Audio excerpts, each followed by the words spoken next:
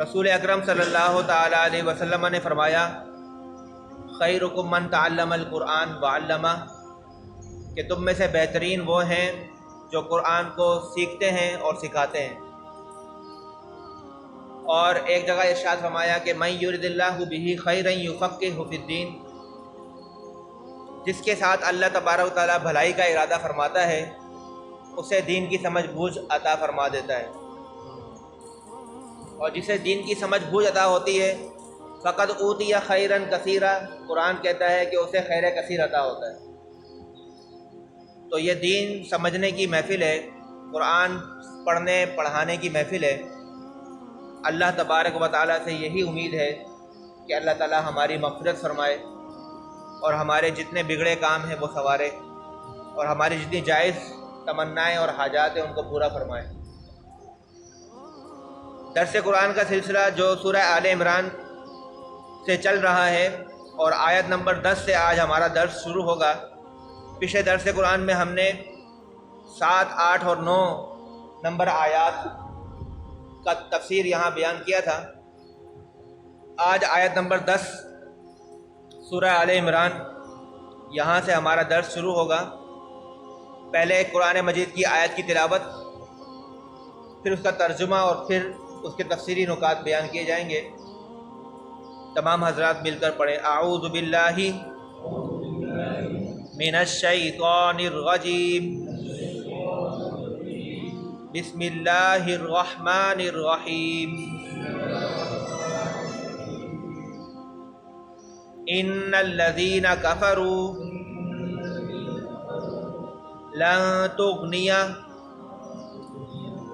لن تغنی عنہم اموالہم ولا اولادہم من اللہ شیئا واولئک ہم وقود النار کدأب آل فرعون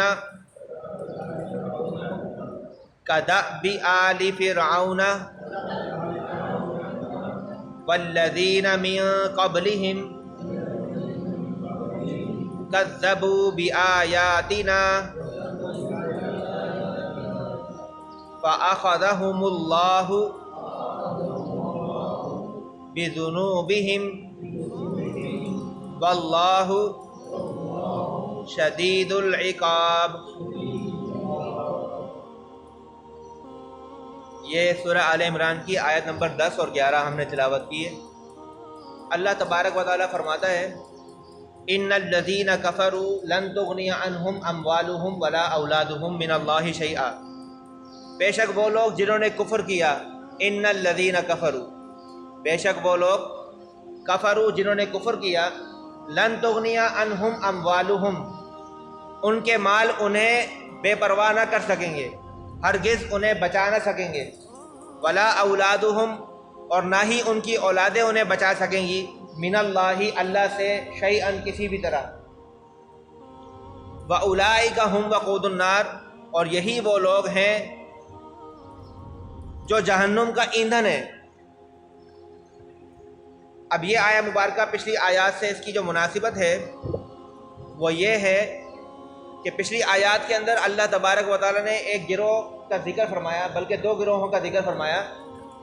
کہ قرآن مجید فرقان حمید کی جو اللہ تبارک و تعالیٰ نے آیات نازل فرمائی ہیں وہ 2 طرح کی آیات ہیں، آیات محکمات اور آیات متشابہات۔ جو مومنین ہیں، جو ایمان والے ہیں، جو فرمانبردار ہیں، مطیع ہیں، وہ لوگ آیات محکمات پر عمل کرتے ہیں، اور آیات متشابہات میں زیادہ اپنے آپ کو الجھاتے نہیں ہیں، بلکہ اس پر مطلقاً حق ہونے کا یقین رکھتے ہیں اور ان کو مطلقاً مانتے ہیں، اس کو کریدتے نہیں، اس کے معنی کے پیچھے نہیں پڑتے، اس کے حقیقی معنی کی طرف کوشش نہیں کرتے۔ جبکہ دوسرا گروہ وہ تھا کہ جو آیات متشابہات میں زیادہ الجھتا ہے اور اس کے معنی کو تلاش کرنے کی کوشش میں لگتا ہے، اور پھر اس کے خود ساختہ معنی، اپنی طرف سے بنائے ہوئے معنی نکال کر لوگوں کو گمراہ کرنے کا باعث بنتا ہے۔ یہ 2 گروہوں کا تذکرہ پہلے آیت نمبر 7 کے اندر آیا، اور اللہ تبارک و تعالی نے پہلے گروہ جو مومنین ہیں ان کی تعریف بیان فرمائی اور ان کو دعا بھی سکھائی کہ ربنا لا تزغ قلوبنا بعد اذ ہدیتنا، اور جو دوسرے گروہ تھے ان کی اللہ تبارک و تعالی نے مذمت بیان فرمائی کہ جو لوگ آیات متشابہات میں الجھتے ہیں اور اس کی غلط معنی نکال کر لوگوں کو گمراہ کرنے کا باعث بنتے ہیں، دراصل وہ فتنہ پھیلانے کے در پر ہوتے ہیں اور ان کے دل جو ہیں وہ ٹیڑھے ہوتے ہیں۔ اللہ تبارک تعالیٰ نے ان کی مذمت بیان فرمائی، اور جو لوگ مومنین ہیں اللہ تعالیٰ ان کے دلوں کو سیدھے راہ پر قائم و دائم رکھتا ہے، اور وہ ہر وقت اللہ رب العزت سے یہی دعا مانگتے ہیں کہ اللہ تعالیٰ ہمیں ہدایت پر استقامت عطا فرما، صراط مستقیم پر استقامت عطا فرما۔ تو مومنین کے ذکر کے بعد جو ہے اللہ تبارک و تعالیٰ نے کافروں کے انجام کا ذکر فرمایا کہ جو مومنین ہے، جو پہلا گروہ ہے جو اللہ تعالیٰ کی آیات محکمات کو بھی مانتا ہے، متشابہات کو بھی مانتا ہے، لیکن محکمات پر عمل کرتا ہے، متشابہات کے پیچھے نہیں پڑتا، ان کی کامیابی کا ذکر فرمایا۔ اور اب جو لوگ متشابہات میں پڑھ کے خود بھی فتنہ و فساد کا شکار ہوتے ہیں اور دوسرے لوگوں کو بھی فتنہ اور فساد میں مبتلا کرتے ہیں اور گمراہ کرتے ہیں، ان کے انجام بد کا ذکر اللہ تبارک تعالیٰ اس آیت مبارکہ میں بیان فرما رہا ہے۔ آیت نمبر 10 کے اندر اللہ نے فرمایا ان الذین کفروا، بے شک وہ لوگ جنہوں نے کفر کیا، لن تغنی عنہم اموالہم ولا اولادہم، لن تغنی، ہرگز انہیں بچا نہ سکے گا، اموالہم ان کے مال، ولا اولادہم اور نہ ہی ان کی اولادیں۔ عام طور پر جب کوئی انسان کسی مصیبت میں مبتلا ہوتا ہے تو اگر مالدار ہوتا ہے تو مال خرچ کر کے مصیبت سے باہر نکل آتا ہے، اگر اہل و عیال والا ہوتا ہے، خاندان والا ہوتا ہے، تو اپنے خاندان والوں کو، اپنے بیٹوں کو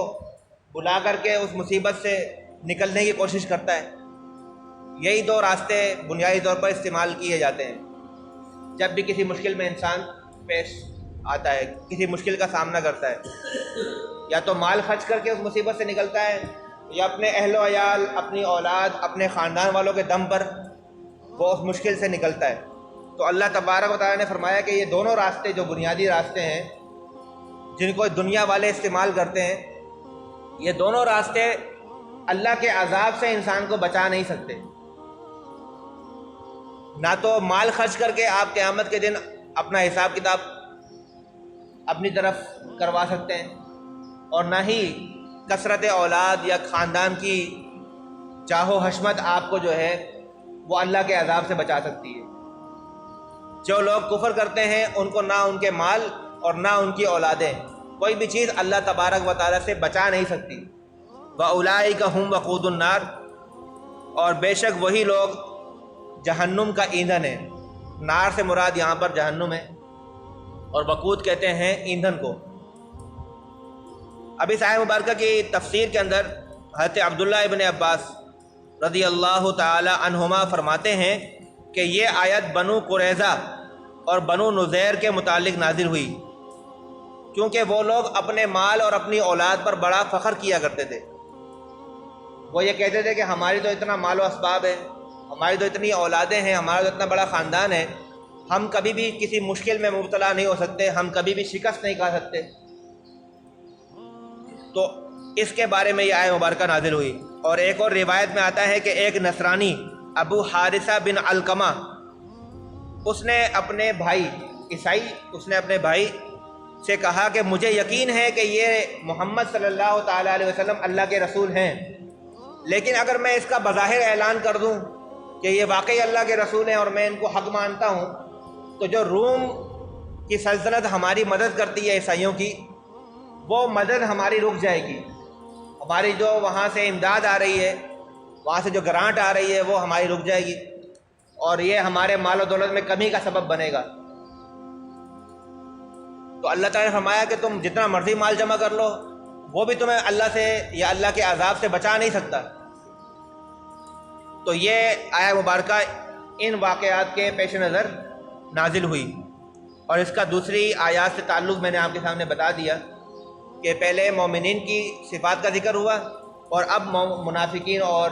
کافروں کے انجام بد کا اللہ تبارک و تعالیٰ نے ذکر فرمایا، اور آیت نمبر 11 کے اندر اس کو مزید واضح فرمایا ایک مثال کے ساتھ۔ اللہ نے فرمایا کداب آل فرعون والذین من قبلہم، یہ لوگ